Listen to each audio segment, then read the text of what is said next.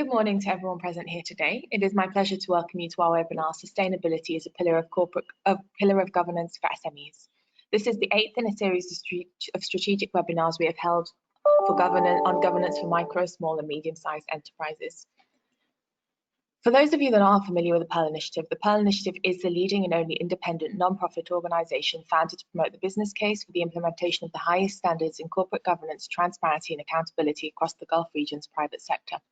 Launched in 2010 in cooperation with the United Nations Office of Partnerships, the Pearl Initiative aims to convene businesses, decision makers and future young leaders to take the lead in promoting and adopting greater standards of corporate governance. Through its work, the Pearl Initiative engages with a wider business ecosystem in the Gulf region, as well as educational institutions, collaborating with over 30 regional universities and partnering with over 40 companies to collectively drive our mission forward. We work as a think tank and build data by publishing cutting-edge research reports and case studies to inspire business change. Introducing you to our program today, as I mentioned, this webinar is being held as our Governance in SMEs program. It was founded because micro, small and medium-sized enterprises are considered the backbone of the regional economy and account for between 80% and 90% of registered companies across the region. Yet, unfortunately, their contribution to regional GDP remains low. As SMEs compete with each other in a saturated marketplace and strive to be both innovative and fiscally sustainable, they must understand the fact that implementing corporate governance is the key to facilitating their growth and success. The Pearl Initiative understands and recognizes the necessity of good corporate governance for small business success. In 2017, we launched the Governance in SMEs program to engage small businesses on the importance of good corporate governance for positive economic outcomes. Good corporate governance is flexible and can be modified to fit businesses' needs. It is not meant solely for the realm of multinationals and large corporations, as is often believed. SMEs will find that applying governance policies and practices will help them build a stronger, more resilient and more profitable business in the long run. About today's webinar, we are pleased to have this webinar to discuss how sustainability plays a strong role in good governance for SMEs. The term sustainability often conjures up ideas about environmental protection and social responsibility in the business realm. Companies are urged to have sustainable processes and production goals. However, what does sustainability mean from a corporate governance perspective, particularly for small businesses? What does it mean for an SME to have sustainable business practices, a sustainable business plan, or sustainable income? Most importantly, what does it mean for SMEs to contribute to a sustainable economy? The webinar will discuss the place of the multi-layered concept of sustainability for SMEs from a governance perspective, how SMEs can rework their internal governance processes to become truly sustainable businesses, and we'll also give viewers a chance to ask the webinar facilitators about how they can adapt or implement measures suitable for individual business needs to become sustainable. We are pleased to welcome our facilitator today, Fahim Al-Qasmi. Fahim is a partner at AQMP, a UAE-based corporate advisory and investment firm. AQMP advises boards of directors, founders and CEOs on implementable corporate governance practices to support transparency and prudent oversight in organizations. As an advocate for strong corporate governance in SMEs, Fahim has spoken on the importance of addressing corporate governance at the outset of any venture. He believes that strategic advisory is not reserved for large conglomerates and has worked with startups and SMEs as a corporate governance consultant. Before I hand over to Fahim, I'd also like to let you all know that we have been collaborating with Fahim and AQMP on a survey which is analysing the nature and extent of corporate governance practices in SMEs in the Gulf region. The survey is open for all SMEs operating in the Gulf region, and we'll be happy to share the link with you should you be interested in participating. The survey will offer you the opportunity to receive a free analysis of your internal governance practices while allowing us to build a body of research on what SMEs need for the business success. This will obviously be widely disseminated to the business environment, and it will also allow us to build our programs to better meet the needs and service the needs of SMEs in the region from a corporate governance perspective. Please do get in touch if you'd like to participate, and we will be including this survey in the follow-up thank you email for your ease of reference. Fahim, welcome. Thank you very much for your ongoing support and your time and insights for this webinar, as well as the program and the Pearl Initiative in general. And before I hand over, the webinar is meant to be as interactive as possible, so do feel free to use the webinar interface to virtually raise your hand and use the Q&A function to ask Fahim questions. They'll be filtered through to Fahim and he'll address them as he goes through the webinar, or may reserve them to the end. I'll leave that to Fahim's discretion. But do take advantage. We have got an extremely knowledgeable and expert here for you today, so enjoy. Once again, Fahim, thank you so much. Thank you so much, Yasmin. Good morning, everybody. I hope everybody is well, and thank you to the Pearl Initiative for inviting me to talk about something that is dear to my heart personally, my family's, as AQ&P is a family-owned firm, and something that is extremely important for this region and SMEs operating in the region. To Yasmin's point about questions, I, for fear of taking you back to university, will try and avoid this being a lecture and rather walk you through a lot more, give you a lot more opportunities to ask questions along the way. So we'll have 2 breaks and hopefully keep my speaking to the minimum and keep your engagement as high as we can. So without further ado, I'd like to sort of walk you through a brief set of slides as I discuss sustainability as a pillar of MSME governance. First, just a little bit on AQ&P. We're a global firm based out of the UAE and the UK, where we focus on structuring and implementing what we describe as modern, effective governance practices to empower CEOs and boards of directors to establish a clear mandate for their company, mitigate risks, and deliver long-term value. As mentioned, our advisory is based out of London and the Emirates of Dubai, but we do have another side of our firm. As a family office, so to speak, we do invest. However, our value system upon which we invest is ESG, environmental, social, and governance, which we'll get to a little bit further. So as an advisory firm, I guess the way we describe ourselves is that we practice what we preach, and we've made some small investments in companies that either operate in good governance, like Alethea, which is a speak up platform and supports whistleblowing and in encrypted communication within firms, and also within companies and startups that deliver on those ESG principles. What we are, and I need to explain this very clearly, is not a company that advises very large multinationals, whether it's corporate governance advisory, whether it's strategic communications advisory, or transaction advisory. We operate in the small to mid-cap space. So we tend to advise smaller companies, SMEs, that don't have access to advisors in the region. What we do when we talk about governance is structure it always in 2 key pillars. The first one is structure. When we talk about corporate governance, we talk about how your organization is actually structured and what is your strategy around implementing good governance. The second is then operating at the board level, where we talk about board communications and effectiveness, and last but not least, how decision making is done at the board level. So that's really around the organizational structure and how governance is involved. The second part is we look at something that we call governance functions.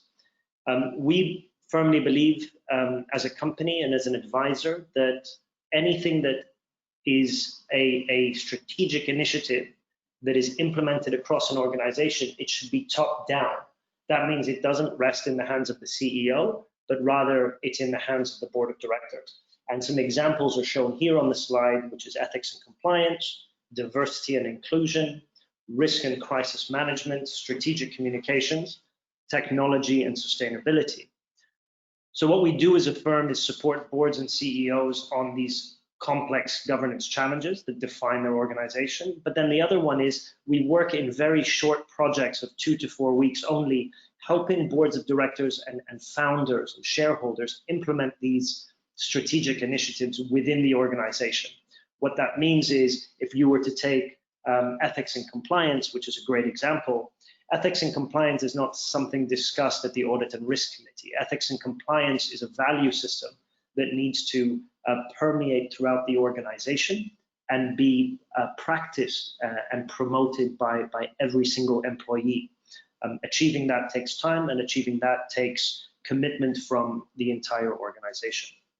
Today's discussion will be focused in on if you do have a board of directors and you do have a structure and strategy around how you drive change through an organization, then what does that mean for sustainability? And this is where I think the majority of the discussion will start, which is how do you define sustainability in an organization? I'm going to use examples from our life as advisors. I try not to speak in theoreticals, but rather give you real examples. We invested in one company that wanted to say it was sustainable. And instead of it being a white paper that said these are the things that we need to do, we needed to identify how from the shareholders, the values that the business believed in drove decision-making down to every employee. The challenge is that when we talk about sustainability, everybody only thinks about the environment. The images that I'm showing you is if you type in sustainability into Google, this is what comes up. And I'm pretty confident that most of you, when looking at these images, as Yasmin mentioned earlier, only think about the environment. But sustainability, its dictionary definition, is the ability to sustain a certain path of growth. And there are two main definitions when we bring this into a business context that really define what sustainability means in a holistic form. The United Nations in 2005 had a working summit where global leaders of the world agreed that when we talk about sustainability, we have to talk about the environment, society, and the economy. And that means that if you are growing sustainably, you have to ensure that you are not using or depleting resources within those three pillars. On the other side, in the same session at the United Nations, the Finance Initiative developed something called ESG, where the pillar that changed was the economy. And they looked at companies in particular and said companies that are sustainable have the environment, society, and are well governed to ensure that this company can grow long term. We at AQ&P focus on ESG. The reason being is that when you look at microeconomics rather than macroeconomics, the focus tends to be within the firm, and therefore the ESG portion is more applicable. Looking at the first pillar, the way the chart works, or at least the Venn diagram works, is that here we see these examples of metrics or certain elements that people assess or companies assess in terms of sustainability. So speaking to the obvious one, obviously the environment, using natural resources, pollution, biodiversity. Society is a question of standard of living, labor rights, education, equal opportunities, and economics in terms of what is sustainable growth, what is sustainable profit levels or profit margins, how do you continue to invest in R&D to ensure that an economy moves forward. For us as a firm, when we look at this model, the interesting part is the intersect of the Venn diagram, where socioeconomic factors, for example, like fair trade between countries or workers' benefits come into play. Or more interestingly for today's discussion, environmental and economic intersects, where we start looking at green technology, subsidies, incentives, and energy efficiency. The ESG framework that we use as a firm to assess potential investments is where the majority of today's discussion will be focused. From an environmental perspective, what we tend to look at with companies assessing them for investment is, what is this company doing about climate change and pollution? Does this company rely on finite resources that it is depleting? When it comes to social elements, we ask the question of health and safety. What is this company doing for its employees? What are the working conditions for this industry? And last but not least, all of this in practice is driven from the top, and therefore, from a governance perspective, are executives fairly paid in line with market norms? Are there policies and practices in place to prevent corruption and bribery? Last, I mean, political lobbying and donations is not necessarily effective or an issue in the region, but we look at board diversity and structure. Forgive me, you will learn this about me. For those listening, I'm quite direct. Male, pale, and stale boards of directors are not diverse, and therefore do not have a diversity of opinions when driving an organization forward. So to everybody listening today, my question to you is, what would an investment bank or a company like AQ&P assessing your company for investment say about yourselves on those three pillars? What we do in the region, because of the fact that this is quite new in the region, how will your company be assessed against its peers? If you have a competitor in the market that is more focused on delivering on these metrics, how would you stack up next to them? And the last point is that we are actually facing a time when the new generation of investors are more focused on these. People want to invest in good companies that are good global citizens that are delivering on these three metrics. And if you are preparing for the next generation of investors, either buying into your company, partnering with your company, or maybe one day acquiring your company, are you prepared to show them how you are delivering on these points? And this trend we see globally. The ECB under Christine Lagarde just announced that they wanted to look at European banks to assess and disclose their view on climate risk. Here in the UAE, both at ADX and DFM, they've just launched indices to gauge companies' commitments to ESG.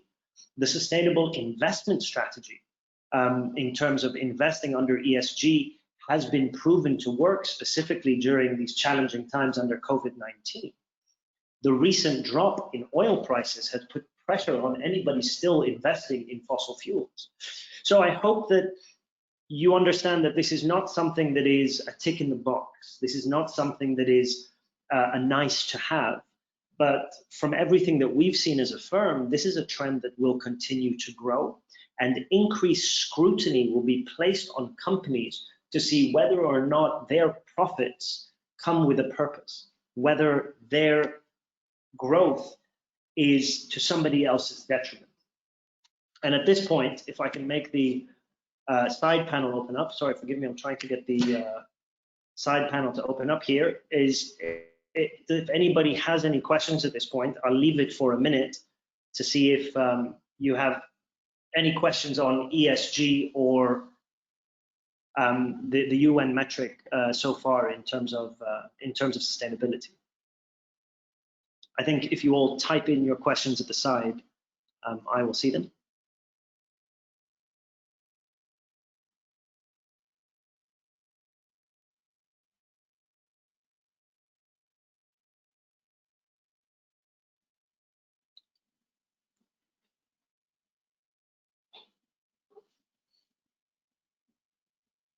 So far, no questions. So I think, oh, here's a question. What has changed in the governance trend? I have had a very honest discussion with the man behind the Pearl Initiative that I think is on this webinar as well, about the challenges of the name corporate governance. There's an article soon to be written, I hope you'll see it, that I authored after a discussion with Badr Jafar about we need a new name for corporate governance. The reason being is that governance has been to date a tick in the box practice where people think that if they meet certain requirements, then they are well governed. I think to answer your question, Mohammed, what we have seen in the governance trend is that due diligence is becoming more and more focused on proper organizational practices. The ability for somebody to have a corporate governance report says, we have an audit committee and we have this committee and we have these issues in place, is something that I think is no longer enough. Corporate intelligence firms, research firms are looking deeper into organizational practices. In the age of the internet, companies are being forced to be more transparent, and therefore, if we look at recent regional headlines, companies that are listed in particular, there is more scrutiny on them with short sellers, if you can sort of understand which company I'm talking about. Governance is becoming more diverse, and governance is becoming more transparent for companies going forward. I hope that answers your question. The next question from Nadia, thank you for your question. How do you see the future of sustainable business? Will companies invest in sustainably in an economic perspective? I think that the best way to answer your question is, in short, yes. Investors, specifically of my generation, millennials and younger, are looking more and more about this idea of profits with purpose. They are investing in companies that are not harming the environment. They're investing in companies that are not exploiting workers. So I think that looking through an ESG lens, even though that is now old and people are looking through new lenses, is to understand what a company's purpose is before they invest in them. And I think that is something that is not going away. What I think the big challenge is that sustainability, specifically after COVID-19, may pivot to a new term that I'll introduce later, which is resilience. And those two things are intertwined, but stay tuned for more. Asha, thank you for your question. Governance rules differ from country to country. What are the laws of the UAE, and do we have a policy framework? Yes, there are governance laws in the UAE. There are best practices that have been issued, and I urge you to look through the fantastic resources of the Pearl Initiative that will help you understand how best to introduce governance to your organization. We at AQ&P also support in that. Listed companies obviously have a corporate governance code, but any onshore company that has an LLC, when you sign your memorandum of association or your establishment of your company, embedded in that document are quite a few rules and regulations that revolve around good governance. My recommendation is that there is no best practice, and rather this is an evolving theme where corporate governance is only as good as it is tested, and every company is unique and therefore needs to have a unique approach to how it manages the interplay of decision making within an organization. Joe, thank you for your question. What are the 3 main points that you would focus on to convince SMEs to integrate sustainability into their strategy? And what is the biggest resistance you see from SMEs to shifting to the sustainability mind? I would urge people that are SMEs to think of themselves in 10 years being a large organization. We have an example of a company that we invested in where from day one, when the company had 2 employees, we implemented corporate governance and we started to implement a sustainability strategy. The reason being is that change is harder when an organization is larger. And therefore, the earlier you start, the more you're saving yourselves in the long run. The second point I would say is that shifts in policies and shifts in subsidies will most likely change. And maybe this is a good time for me to explain something in particular. In the UAE today, we are fortunate that we have very, very low energy prices.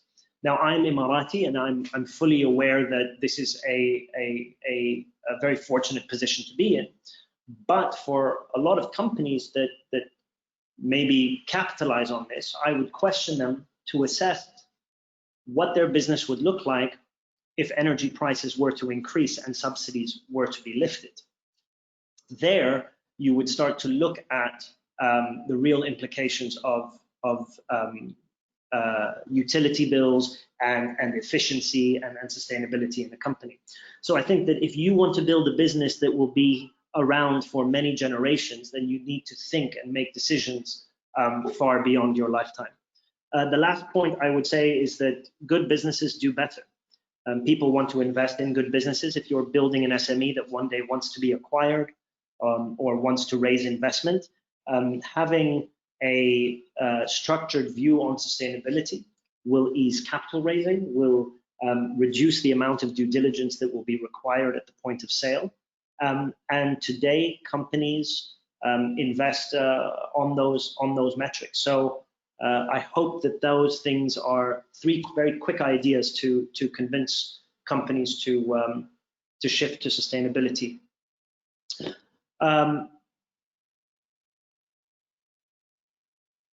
Thank you, Nadia, for the comment. Sorry, that's and last question is from Tasha.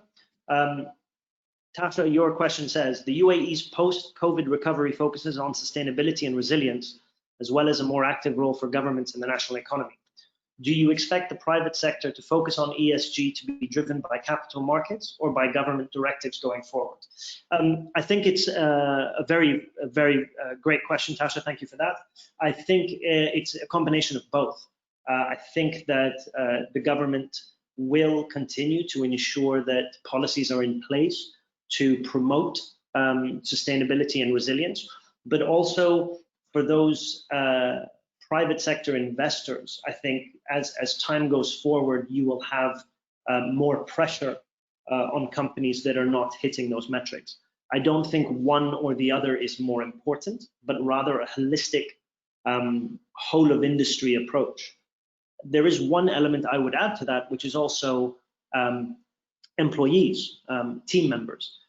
We as a firm in some of the companies we've invested in have noticed the ease of employment because people have appreciated or bought into the value system of that company being sustainability focused or focusing on some of those metrics. If you just look at the ESG framework, the S part of it, the social part of it, is something that we find is obviously the ethically good thing to do and the morally good thing to do, but it also does hit the bottom line that you can attract talent, and people would rather work for a company that has that focus.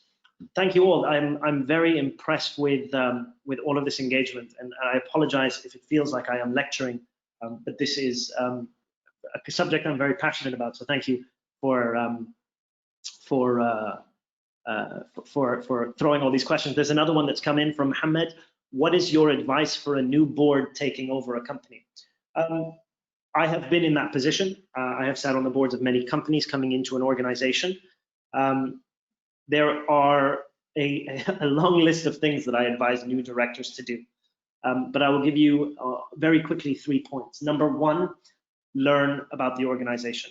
If you have a short tenure on a board of 3 to 5 years, then spend the first 3 months making sure you really go deep into the organization and understand how it functions. Number 2, meet the board outside of the board meetings. And number 3, the CEO is your first point of call for anything. I remember being the chairman of the audit committee of a large media organization here.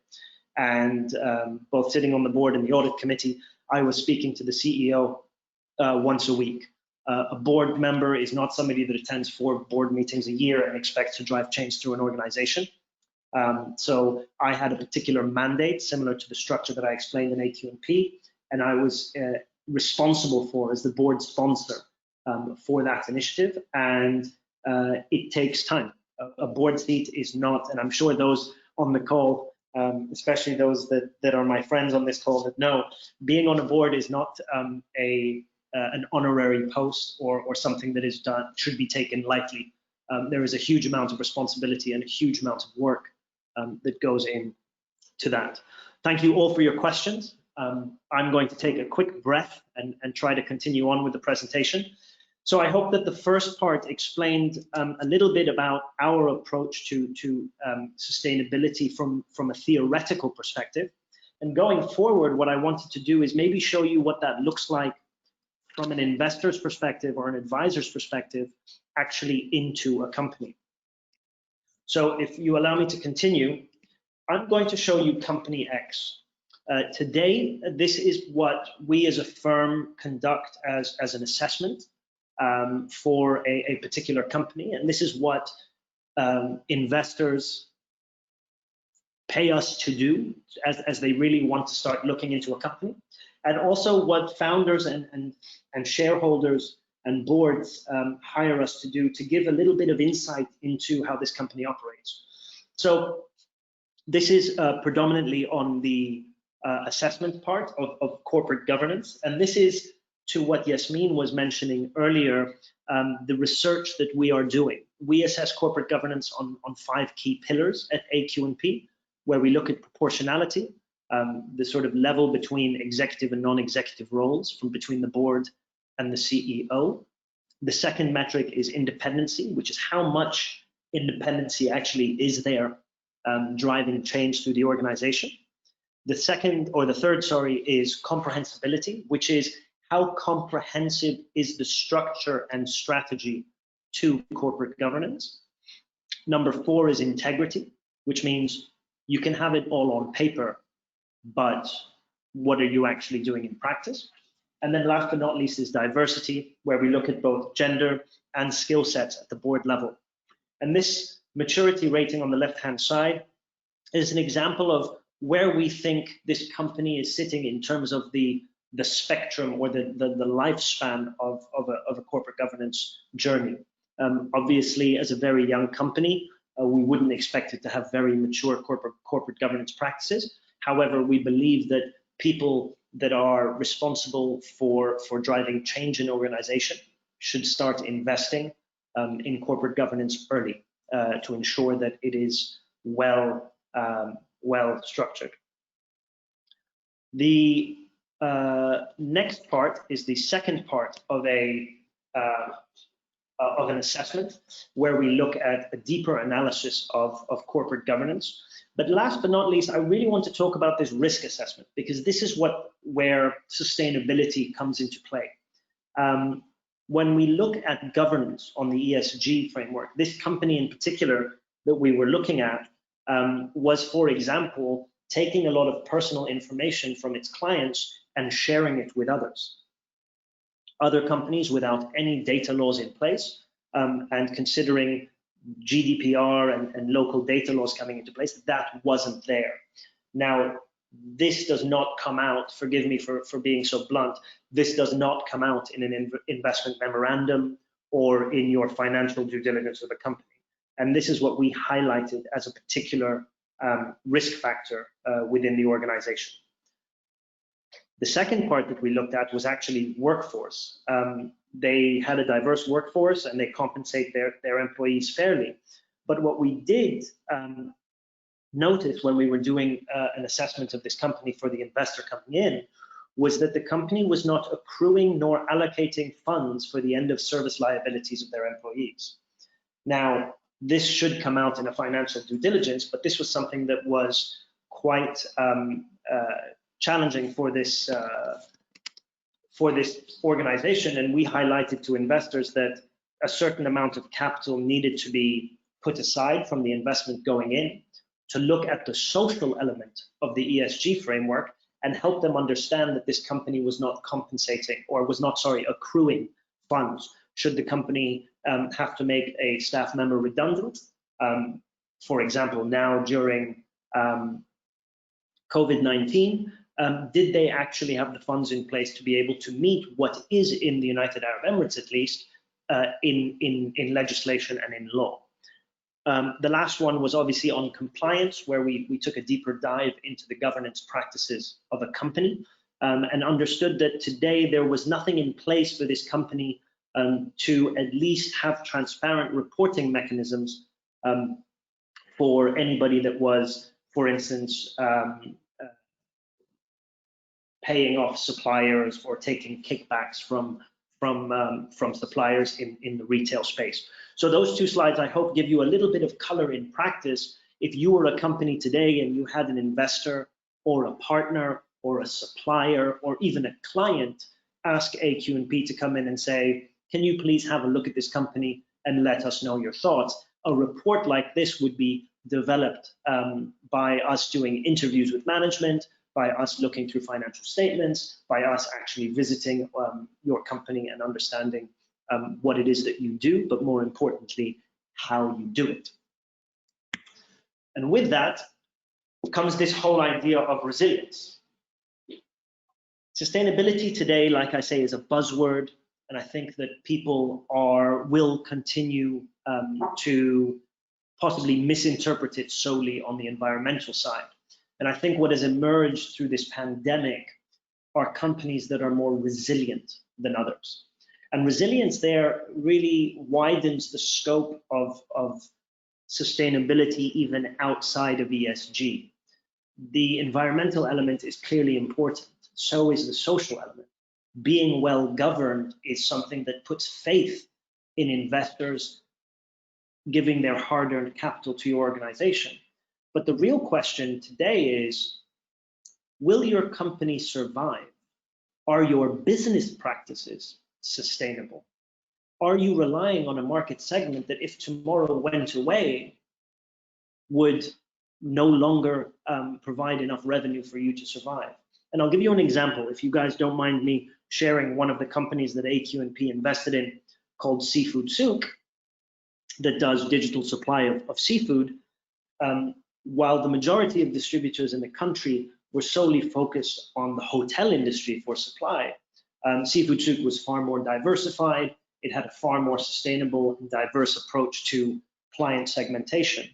And when, unfortunately, many suppliers were struggling as hotels were closed, Seafood Souk was fortunately thriving in these unfortunate times. And now some people say it was luck, and some people may think that we were just right place, right time.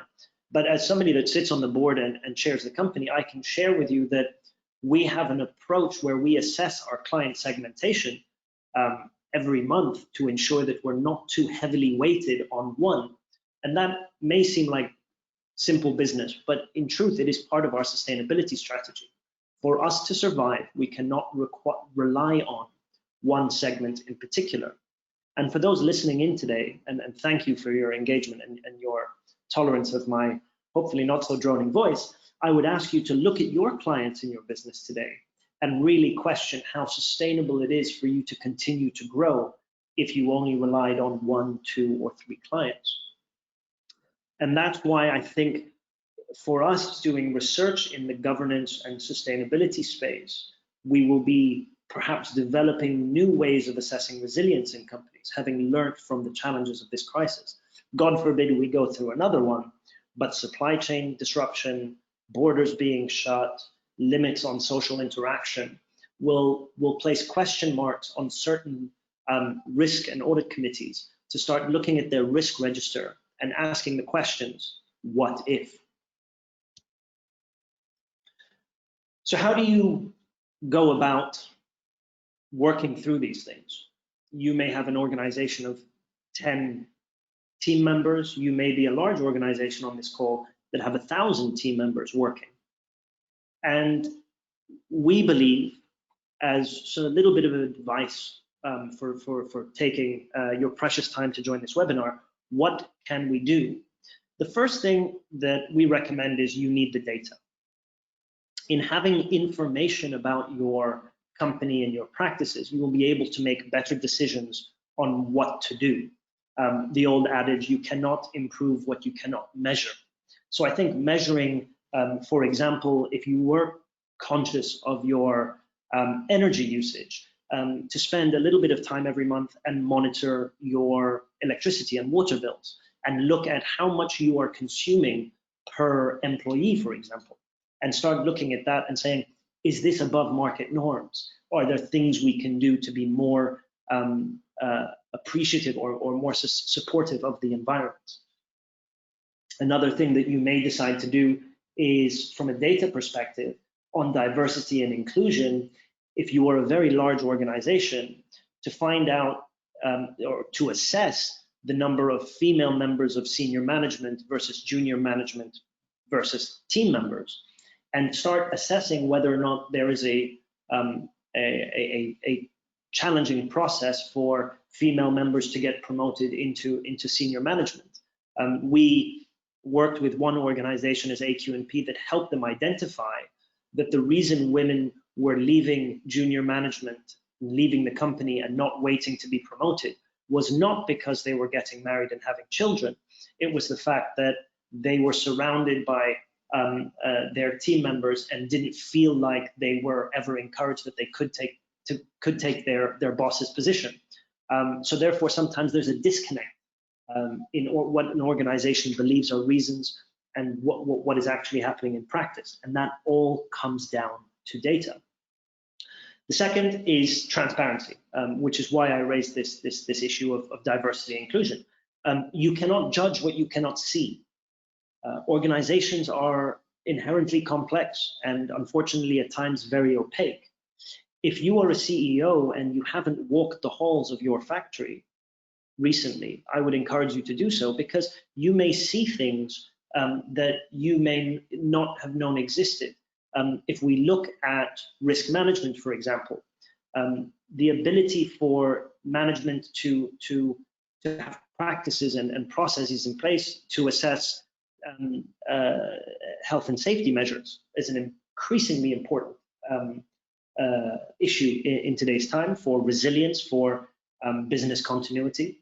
So without transparency, it's very, very difficult for you to put a plan in place. And the last one is engagement. You know, if you want to go fast, go alone. If you want to go far, go together. You cannot do this sitting in the ivory tower of a management office. This requires a huge amount of engagement down to every employee.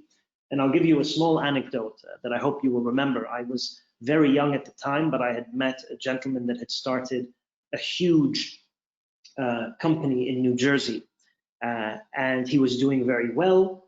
And I asked him, his name was Tony. I said, Tony, how did you build such a successful business? And he said, we started a profit sharing scheme with the employees. I said, oh, and did it work? And he said, I'll tell you how I know it worked. One day I was walking the halls of my factory and I saw a janitor fighting with another janitor. So I asked what the commotion was about. And one of the janitors said, Mr. Tony, this janitor wants to throw away this mop head, and we've only used it a few times. It has a lot more life left in it. If we replace it, then we need to buy a new mop. And if we replace it, that's more cost on the company and less profits. And if it's less profits, that means we don't get our profit share. And he looked me in the eye and said, Fahim, when your janitors are working to help your bottom line, you know you've driven change through an entire organization. And that story has stuck with me now for over 14 years as a clear example of showing that good governance and good communication can drive an entire organization to sustainable profits going forward. So how do we do it at AQ&P? At AQ&P, when we look at a sustainability strategy, we first help identify key metrics, assess the current state of the organization and the business, looking and speaking to shareholders as well as management in terms of the value system of the company, what you want to achieve. And then to the point, to some of the questions earlier, assess the environment in which they play. There may be different legislations if you're a multinational SME operating in more than one country. We then look at that strategy and structure in terms of identifying who key stakeholders are, developing a charter that will drive the change through the organization, and then plan the implementation. And then the last one is to appoint somebody on the board or somebody in the organization to be the sponsor of that initiative and develop a real communication strategy around it to engage the entire organization. And then last but not least, to look at reporting structures. You can go out and drive a big change project within your small or large organization. However, if you're not reporting back on it, then it's extremely important that that you do, so that you have the information at hand. I wanted to come back to this slide here to share a little bit around, how we as AQNP do it, because I'm sure that sustainability is one side, but you may have questions on other structural or functional issues in governance that you'd like to ask. So I'll leave the slide there. If I haven't said it enough, thank you all for taking the time out to listen and to engage in a topic that's very dear to my heart, and something that I hope you are as equally passionate about. So for the last 15 minutes, I think I'll open it up to questions again, if there are any questions for those that want to ask. There's one here. With companies rushing to start up after COVID-19, will corporate governance suffer and lag? I think that COVID-19 and this pandemic has been the largest driver of change in businesses globally. And if we, for a second, don't think of that term corporate governance as something that you think accountants and lawyers do, and think of corporate governance as the interplay between shareholders, the board, management, and an organization. As long as there is change in an organization, then companies should continue to invest in good governance. So I hope that people understand that whenever you are investing in a driver of change in an organization, you are inherently investing in corporate governance, whether you label that or not. The next question, will your presentation be available after the webinar? I am confident that we can share something, and I will speak to the team at the Pearl Initiative to make sure that we have some information available. Joe, thank you very much for the comment. That's very nice.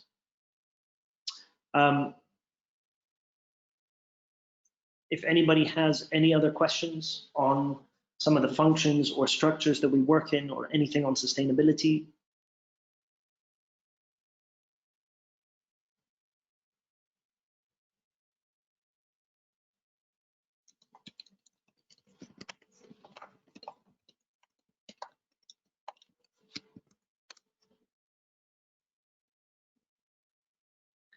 Sasha, thank you for your comment. You're saying that corporate governance in terms of sustainability looks to impact greater circles other than our own organizations.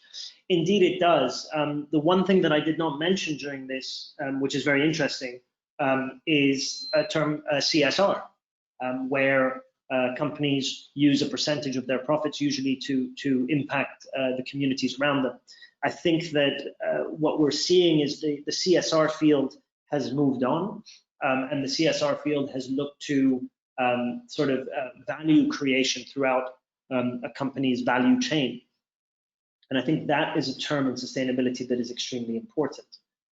I question all of you today in terms of the shoes that you buy, ethical decisions based on whether or not these products that you buy were created by either exploited labor, or even today, post COVID-19, whether or not somebody within your own community would be profiting from this because people are going more local. I think going back to the term that I used, being a good corporate citizen, is extremely impactful for both shareholders and a company's value system, but also for your suppliers. One way to act as a good corporate citizen is to only use suppliers that meet the targets that you have set as an organization. I firmly believe that increased transparency and an increased focus on corporate values will be a driver of a lot of change in a wider economy as well.